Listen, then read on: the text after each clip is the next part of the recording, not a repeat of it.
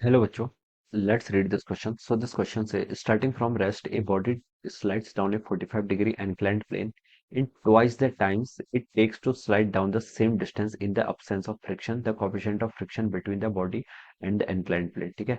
तो देखिए बच्चों, अब हम यहाँ से क्या लिख सकते हैं, इस क्वेश्चन का की कॉन्सेप्ट ऑफ फ्रिक्शन लिख लीजिए। क्या लिख लीजिए? फ्रिक्शन। ठीक है। तो की कॉन्सेप्ट क्या हो जाएगा बच्चों इस क्वेश्चन का? आपका फ्रिक्शन। और फ्रिक्शन में भी बच्चों क्या? Kinetic friction. ठीक है। Kinetic friction will be the key concept of this question. Alright. Kinetic friction क्या हो जाएगा इस क्वेश्चन का आपके यहाँ से? की कॉन्सेप्ट। अब बच्चों देखिए, काइनेटिक फ्रिक्शन को हम कैसे डिफाइन करते हैं। काइनेटिक फ्रिक्शन देखिए, अगर आपकी बॉडी क्या कर रही है, कोई स्लाइड्स कर रही है, तो उसमें क्या लगेगा? आपका एक काइनेटिक फ्रिक्शन लगेगा जो कि इसके रिलेटिव मोशन को अपोज करेगा। ठीक है। रिलेटिव मोशन को अपोज करता है, मोशन को कभी अपोज नहीं करता है। ठीक है। तो ये बच्चों देखिए, आपका बॉडी है जिसका मास आपका mg है। ठीक है। ये एक ऐसे नॉर्मल लग जाएगा, एक कंपोनेंट इधर को आ जाएगा mg का। ठीक है। ये मान लीजिए एंगल थीटा है, तो ये कंपोनेंट आपका mg cos थीटा। इस डायरेक्शन में mg का जो कंपोनेंट आएगा, ये कितना हो जाएगा? आपका mg का साइन थीटा। ठीक है। और अगर फ्रिक्शन लगता है तो फ्रिक्शन आपका ऐसा लगेगा, क्योंकि डायरेक्शन क्या है इसका? डाउन द इंक्लाइन है। ठीक है। इस डायरेक्शन में आपकी काइनेटिक फ्रिक्शन होगा। ठीक है।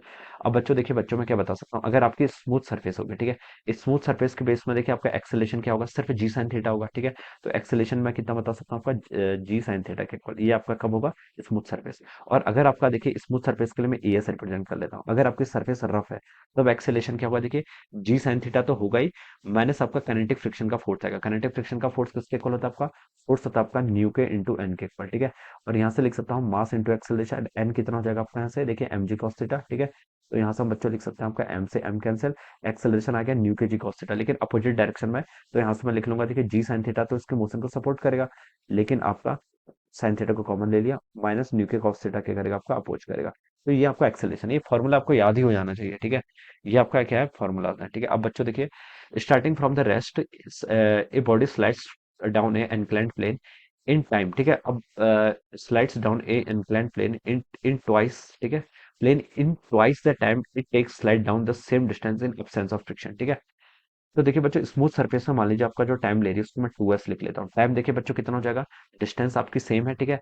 और आपको इनिशियल वेलोसिटी बच्चों कितनी देखिए, स्टार्टिंग फ्रॉम रेस्ट 0 बोल रखा है, डिस्टेंस आपकी सेम है। तो एस इजिकल टू देखिए, हम u t plus half a t square वाली इक्वेशन का यूज करेंगे। ठीक है। S is equal to u t plus half a t square. U कितना है? 0 है, प्लस आपका कितना हो जाएगा? हाफ एक्सिलरेशन इंटू टी का स्क्वायर। ये बता दीजिए। ठीक है। तो यहाँ से आप देखिए टाइम कितना लिख सकते हैं? टाइम हो जाएगा आपका 2s बाई ए के इक्वल। ठीक है। टाइम कितना हो गया आपका? 2 इंटू एस। एस क्या है? लेंथ। ठीक है। मान लीजिए प्लैंक की लेंथ जिस पर आपका वेज जिस पर मूव कर रहा है आपका एल के इक्वल है, तो हो जाएगा आपका 2l डिवाइडेड बाई कितना हो जाएगा? टी स्क्वायर आपका ए कितना आपका? एक्सेलरेशन यहाँ से आपका जी साइन थीटा के इक्वल आ गया। ठीक है। तो बच्चों, ये तो आपका स्मूथ सरफेस में आपका टाइम का स्क्वायर आ गया, कितना? 2l divided by g sine theta. ठीक है। ये आपको यहाँ पर पता चल गया। अगर आपकी रफ सरफेस हो जाती, तो रफ सरफेस में देखिए हम इसको कैसे लिखते हैं? लेंथ आपकी सेम रहती है 2l, इस बार आपका एक्सेलेरेशन कितना था? G sine theta. अब जी साइन थीटा ना होके कितना हो जाता?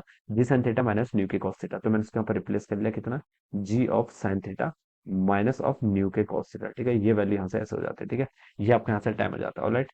तो मैं इसको लिख लेता 2l डिवाइडेड बाई जी को कॉमन कर लीजिए, यहाँ पर क्या हो गया आपका? Sign theta minus mu k cos theta. ठीक है। तो आपने दोनों में टाइम का स्क्वायर फाइंड आउट कर लिया। अब बोल रखा है देखिए, तो देखिए बच्चों, पहले पहले आप इस इक्वेशन से बता दीजिए। ठीक है। देखिए टाइम किस में ज्यादा होगा, किस में मिनिमम होगा। यहाँ पर देखिए आपका जी sine theta minus mu k cos theta है, तो ये टर्म आपकी स्मॉल होगी, ये टर्म आपकी क्या होगी? सॉरी, ये टर्म हाँ स्मॉल होगी, तो ये टर्म आपकी ग्रेटर होगी। ठीक है। तो हम बता सकते हैं जो यहाँ पर टाइम टेकन होगा किस में? रफ सरफेस में, वो क्या होना चाहिए? ग्रेटर होना चाहिए time taken in the smooth surface. ठीक है। यहाँ से हम ऐसे बता सकते हैं। ठीक है।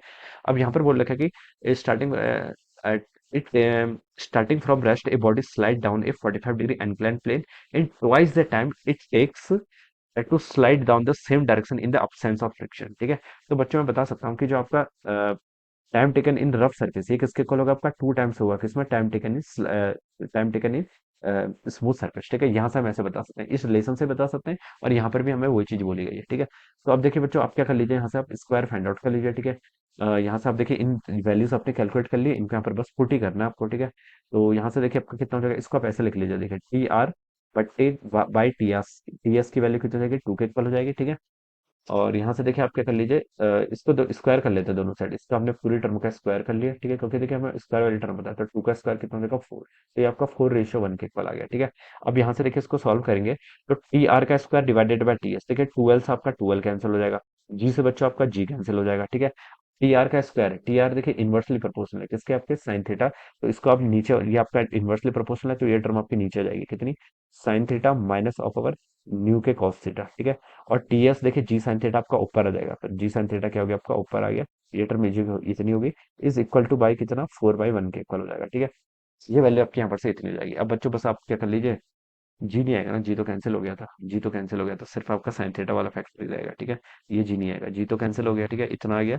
अब इसको आप देखिए यहाँ से सॉल्व कर लीजिए, कितना हो जाएगा, sine theta is equal to देखिए कितना हो जाएगा आपका 4 sine of theta -4 mu k cos theta, -4 mu k cos theta, ये टर्म आपके यहाँ से इतनी आ गई, ठीक है। अब ये साइन थीटा को अगर मैं राइट लेके आऊँ तो कितना होगा, 4 sign theta minus sine theta आपका 3 साइन थीटा के इक्वल हो जाएगा। इट इज इक्वल टू कितना आपका 4 times new k cos theta, 4 times new k cos theta, ये इतना हो जाएगा। थीटा देखिए यहाँ पर 45 लेने के लिए बोला गया हमसे, तो sine theta by cos theta कितना होता है, sine theta by cos theta tan theta, ten 45 कितना होगा 1, तो आपका 3/4 हो जाएगा, 3/4 की वैल्यू कितनी न्यू के, तो यहाँ से न्यू के की वैल्यू कितनी है 0.75, तो ये इसका आंसर हो जाना चाहिए। कौन सा ऑप्शन मैच कर गया, ए ऑप्शन मैच कर गया, so this would be the answer of this question, alright.